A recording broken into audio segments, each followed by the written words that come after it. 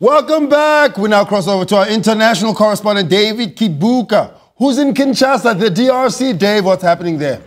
It's the typical story of an African dictator wanting to stay in power. But why do dictators need to stay in power past their terms? They have enough money.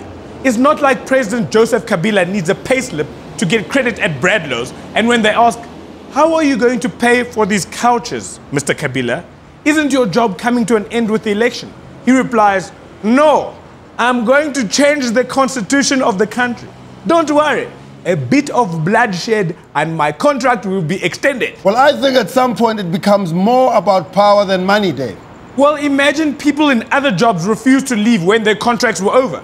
Imagine those girls in rap music videos refuse to retire. We would have grannies twerking, like, hold on, let me put in my false teeth. Hold on, Casper Neovest. Doc Chebeleza. Doc. What are the words again? Okay, Dave, now that you put it like that, dictators need to go. I get you, I get you. And speaking of African countries, I see that in South Africa it's xenophobia season again. And it's conveniently at the same time as AFCON. Yeah. And why can't Bafana win, Loy? And why doesn't the government help Bafana win? I mean, our government is so corrupt, you would think that they would at least buy Bafana a couple of games. Someone needs to offer those refs a cold drink. We're never going to win, Dave. We're never going to win. So we resort to xenophobia. South Africa's solution is, if we can't beat them on the pitch, we'll beat them at the spaza shop. I mean, Dave, come on, that's... Or we just need to cancel this whole Bafana project because it clearly is not working.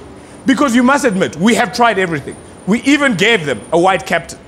Dave, what is that got to do with anything? It shows that we have explored every option. Having a white captain is like trying to solve our country's problems by bringing back apartheid. A minority ruling a majority. Dave, that's a bit unfair. Dean Furman is a very good player. Okay, actually, let me be positive. What we need to do is expand our sports development, not just look in the normal places for talented players. Like with the looters in Soweto. Those looters could play for the Springboks. Because you see how they run away from the police carrying a deep freeze and groceries. Imagine them with a rugby ball. Dave, imagine them with a rugby ball. Dave, that kind of thinking is so 94. Actually, it's 1984. In fact, that kind of thinking is so 1948, Dave. Thank you, Lord. That was David Kibuuka, ladies and gentlemen, in Kinshasa. We'll see him next week.